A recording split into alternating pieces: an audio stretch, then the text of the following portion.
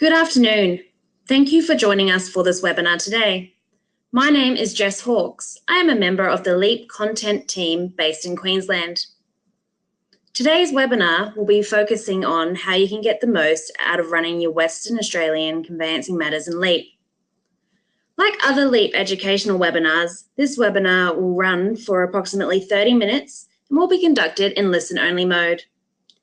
Please feel free to type any questions into the GoToWebinar question feature throughout this webinar. We may not be able to respond to all questions in today's session. However, we will collate the questions into an FAQ document which will be sent out to you with a recording of this webinar session. All LEAP webinars are recorded and available for you in LEAP Community and on the LEAP YouTube channel. Our content team includes a team of productivity specialists together with LEAP's form editors and content developers who are based in our Melbourne office.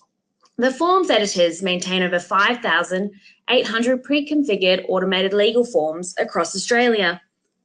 They are continuously working with our content developers to further enhance functionality and automation of these forms, providing ease of use and consistency for thousands of law firms daily. Productivity specialists assist LEAP users to ensure our clients are utilising the automated legal forms correctly and also provide training on the bylawyers guides and precedents.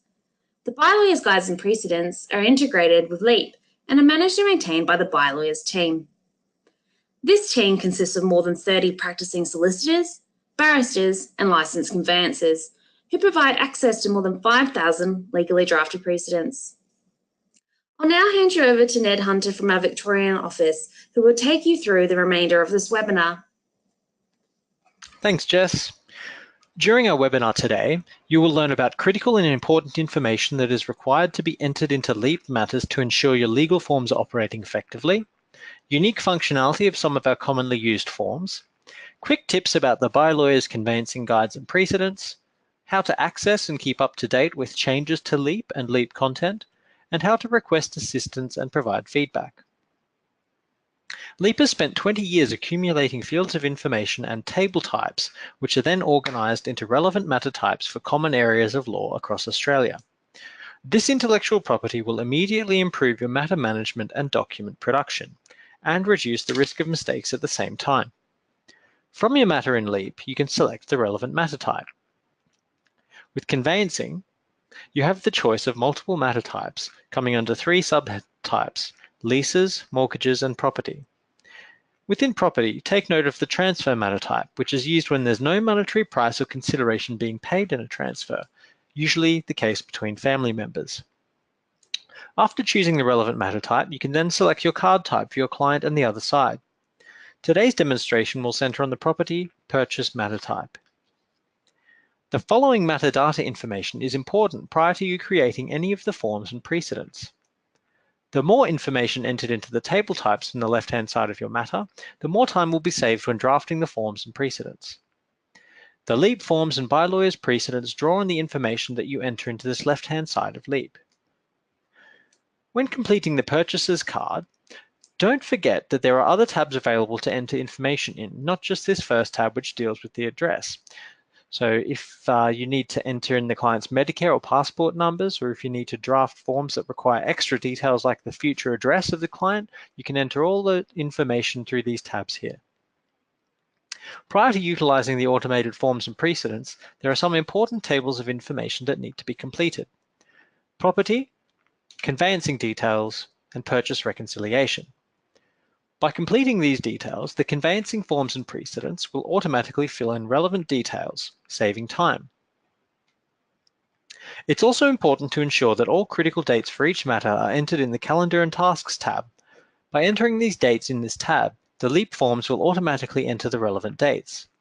Also, take care to click Confirm when it is confirmed that a critical dates condition has been satisfied.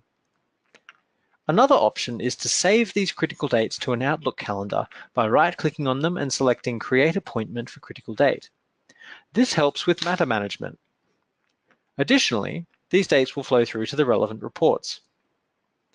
Back to the Details and Correspondence tab, moving down the left-hand side of the screen, the next table types are the vendor and vendor solicitor.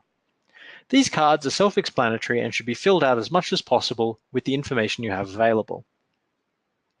Open the property table type, and in the first tab, complete in full all information relevant regarding the address of the property which is being transferred. At the bottom, there are also fields where you can input the mortgage details if necessary. In the second tab, called Title Reference, you can enter the description of the land and the technical information used to identify a particular property on plans and searches.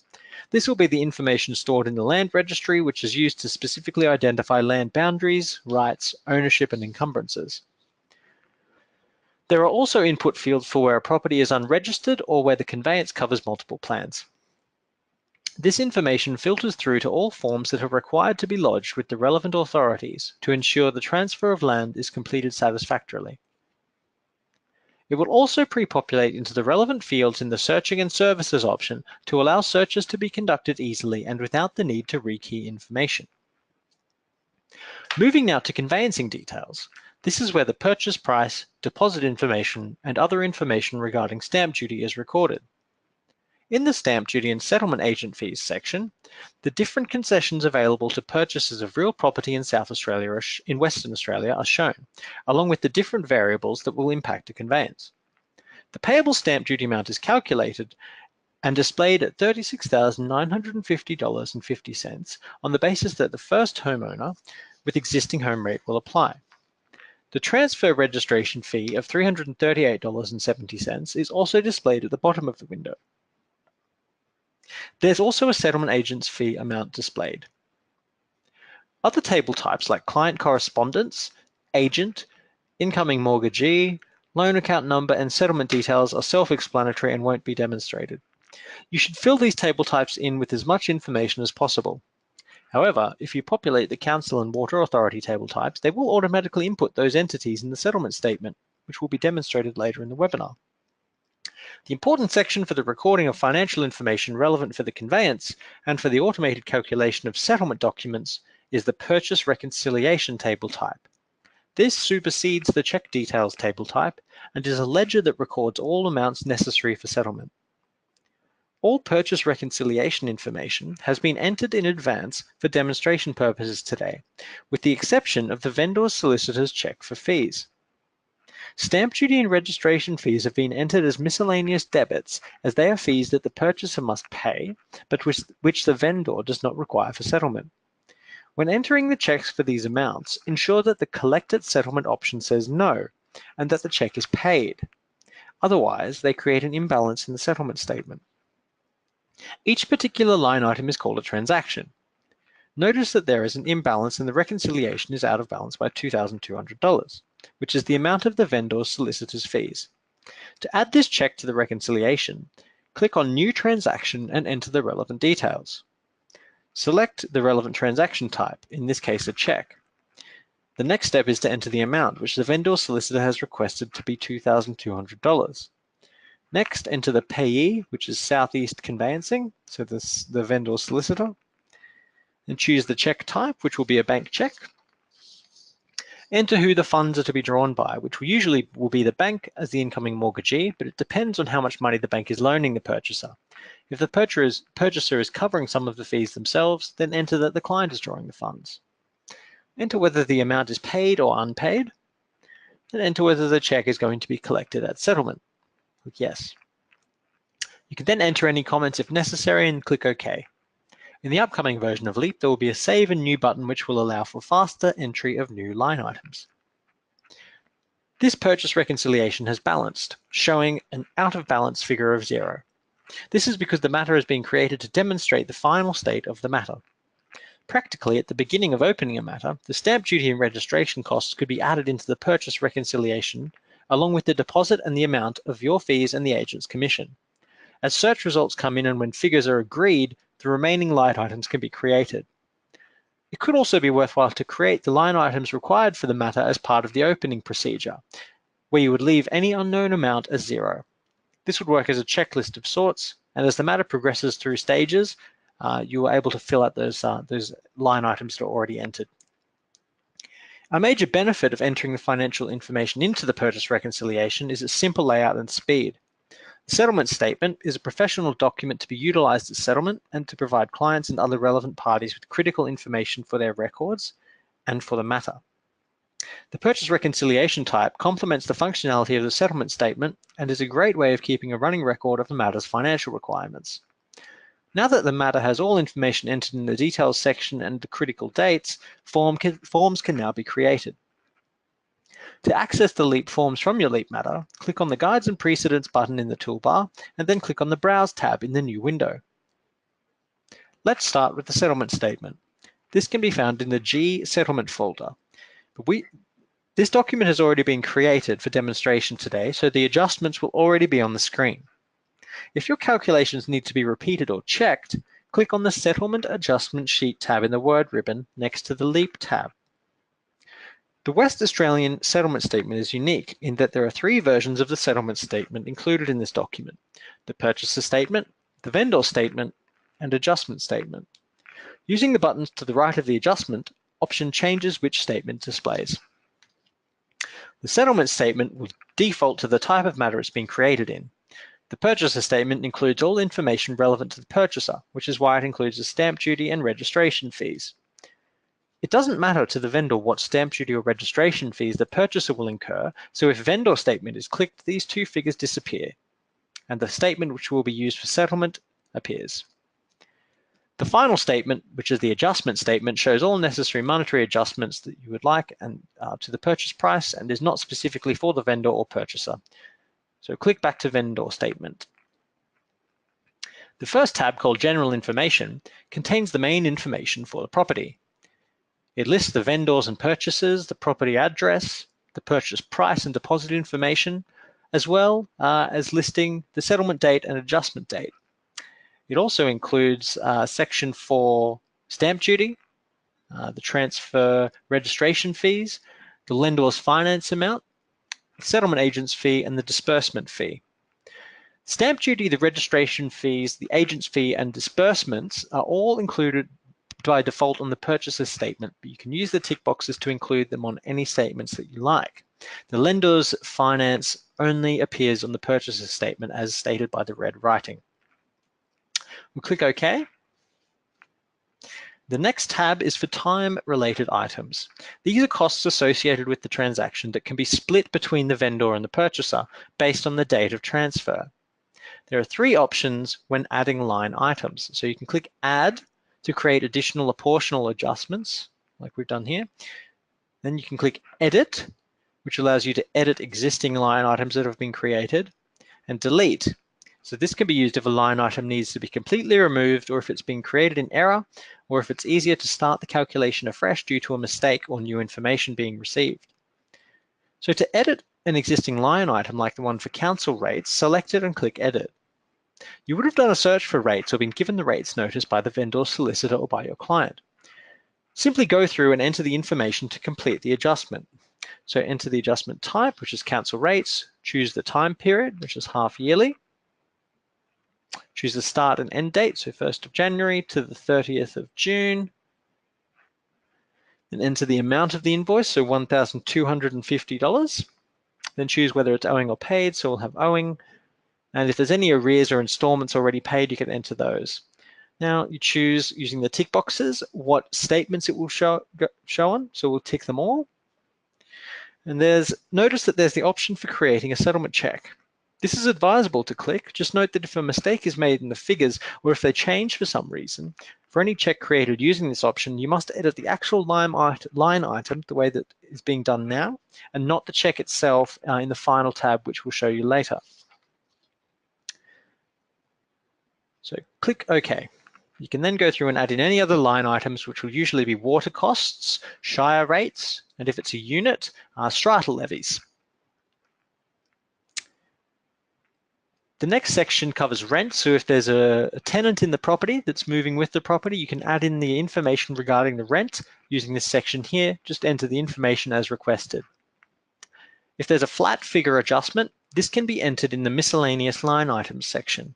To do so, click miscellaneous items and add a less or a plus adjustment as the case may be. So you choose what the adjustment's for. So water consumption is a common one here. Otherwise you can type and choose what document it will display on. There's an option for penalty interest, which is very unlikely to be required unless a settlement has gone overdue by a significant amount of time. Again, simply enter the options and the details here. The next options tab addresses checks. The checks required for settlement have already been entered, copied across from the purchase reconciliation table type in LEAP, for the agent, for the broker, the vendor's solicitor, and the utilities, with the balance check payee box ticked on the check for the vendor, as instructed by the vendor's solicitor. Remember to only enter the checks that are required for settlement. This means the checks that the vendor's solicitor has requested. Then click OK and watch the settlement statement procedures finalize. So notice that there's been adjustments made for council rates and water, adjustments to the balance price are made, and arriving at the final figure to be paid to the vendor. Then come the vendor's checks required to settle the matter. The checks listed in this section are those that the vendor's solicitor requires from the purchaser. It's most often going to consist of the balance check, a check to the agents and the vendor's solicitor, which are drawn out of the balance funds, as well as checks for any utilities. The West Australian settlement statement is unique in that it includes an option to list additional comments in the document. This can be anything that is important for settlement, but which may not be related to specific calculations, such as collect the keys at settlement. You can enter that comment, click OK, and click OK again, and that will then display on the document as a requirement. You then have the move up or move down option. So if you select a line item and click move down, it will move it as instructed. A common occurrence after a settlement statement has been made is that either the settlement date is postponed and so adjustment figures change as they're based on the number of days each party is in ownership, or there's a disagreement between the parties on certain adjustments. To make changes to the settlement date and to see those changes update in the settlement statement, follow this procedure. Change the date itself in the LEAP Calendar and Tasks tab, so change this to the 2nd of February. Make sure that you change the adjustment date as well. Click back to the Details and Correspondence tab, which will request that you save the changes. Open the settlement statement and press the Update button in the LEAP toolbar, as the document is still open and changes have been made. However, as the settlement adjustment sheet is not the same as a usual precedent which merely checks its fields against the information in LEAP when it's opened or updated, there's one more step. Open the Adjustments tab and ensure that the new settlement date is displaying. Then click OK. This will run the calculations fully again based on the new date. So we confirm it's the 2nd of February and click OK. So for the second example, which was a disagreement regarding the adjustment values, simply open the Relevant Adjustments tab and make the necessary changes if it's you who made the mistake. This will run the adjustment calculations again so that coordination can be achieved. So we'll save and close the settlement statement now. One of the main documents across all states matters in LEAP is the transfer of property document. So the transfer is called the Transfer of Land Containing VOI, and it's located in the E Mid-Transaction folder, Library of Common Land and Duty Forms and Declarations, Landgate. So open it and let it load. What this document will do is open up a fill-in screen, which you can access from the LEAP tab where you click Run Fill-in. Fortunately for us today, it's already been run. So the fill-in usually asks you two questions, which is whether you're lodging, where you can enter yes or no, and what the estate in the transfer is, so whether it's fee simple. So usually you'll enter no and then fee simple and click OK, in which case the document will process and run and populate with no need to edit anything other than the date of the transfer. So scrolling through here, we can see that the land information, the purchase price, the transferor and transferee names have all been populated. Finally, the correct certifications have been entered for the transferee and the transferor.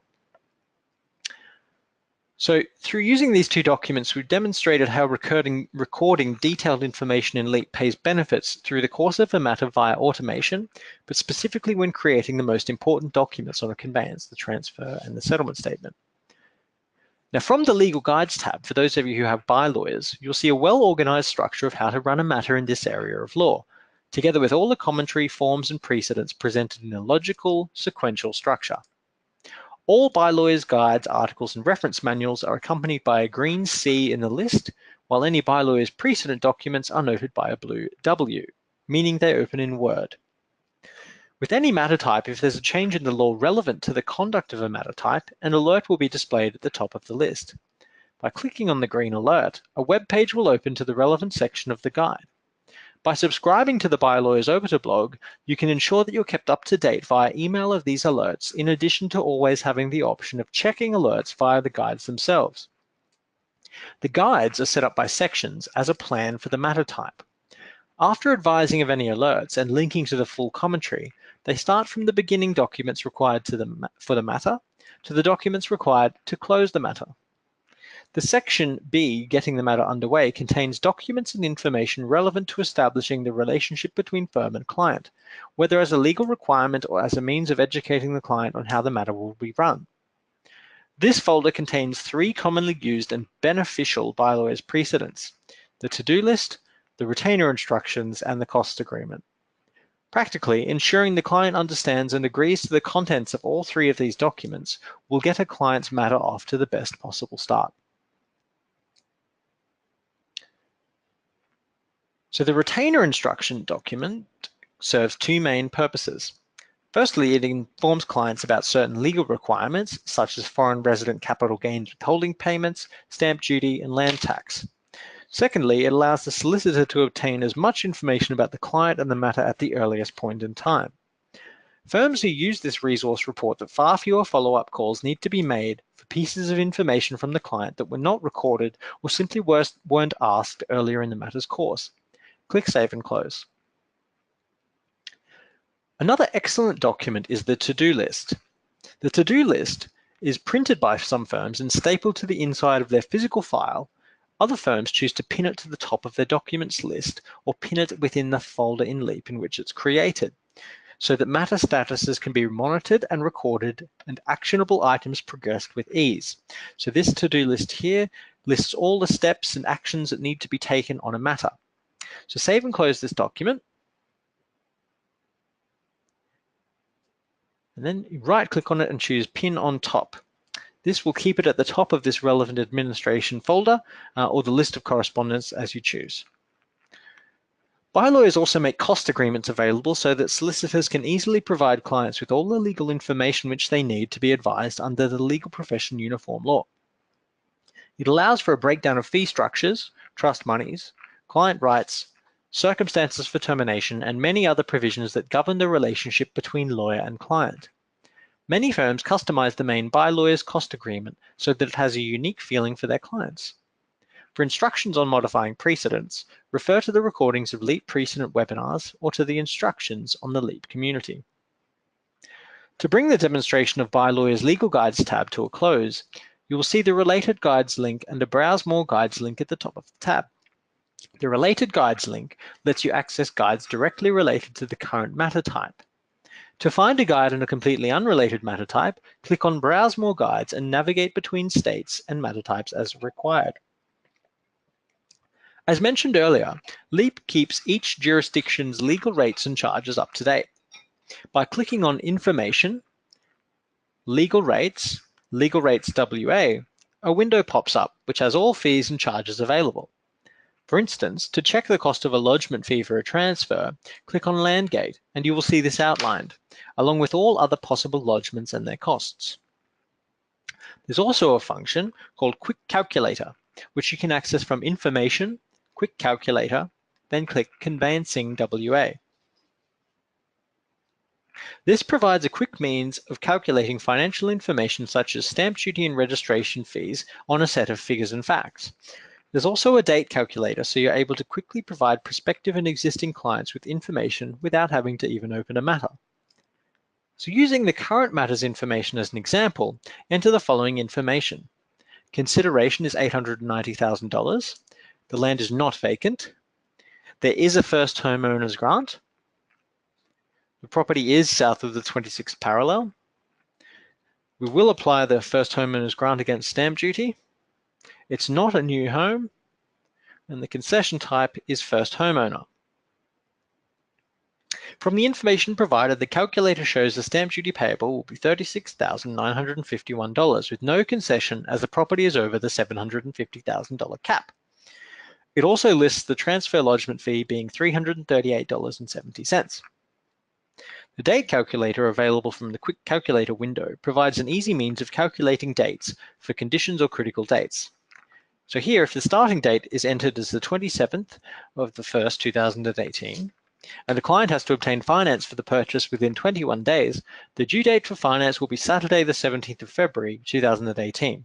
Will actually be the following business day, which is Monday, the 19th of February, 2018. Given that the law changes so often and the government requirements change more often than the actual law, making sure that you're receiving a reliable source of news and updates is critical. There are two sources of such information accessed from the LEAP community, which in turn is accessed through the question mark in the top right corner of your LEAP windows. From the LEAP community page, all you need to do is scroll down to the bottom for a link to the LEAP Forms blog. The LEAP Forms blog keeps you updated on changes to any LEAP forms that have resulted from recent judicial, legislative, or policy rulings. Simply select your jurisdiction, so Western Australia, from across the top of the page and enter your details on the right-hand side to subscribe to LEAP Forms updates for that jurisdiction. You'll be notified by a simple email when a regulation and a form reflecting the same has been amended. Repeat the process for any other jurisdiction, such as the federal one, that you practice in. To access the By Lawyers blog called Obita, return to the LEAP community page and open the By Lawyers Obita link. The Obita blog, through the section Legal Alerts, keeps a running list of the alerts that display at the top of the By Lawyers tab within LEAP Matters. The Obita blog also, through the section Publication Updates, keeps you updated on additions to the precedents, guides, and commentaries. Simply enter your details into the mailing list on the right-hand side of the screen to be kept up to date. I'll now hand back over to Jess, who will go through some questions and answers and conclude the webinar.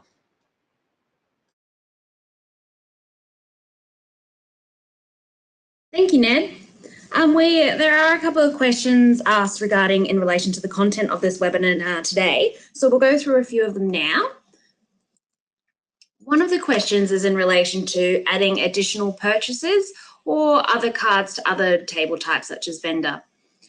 There's a few ways that you can do this. One option is to right-click on the particular table type, and you can select, so in this example, add purchaser from card list. This is being able to add anyone that's already within your LEAP data file, so any cards that you may already have. So you can also select here and select all, and that's everyone within your file. If they haven't already previously had a matter, you can right-click and do new purchaser. So this is a new fresh person where you can enter all the details as well as those additional tabs that we mentioned earlier. If Ms. Chalmers had a partner, say Mr. Chalmers, and they were purchasing together, you can also open Ms. Chalmers' page and insert the details here. So that would be adding an additional line and the additional person here.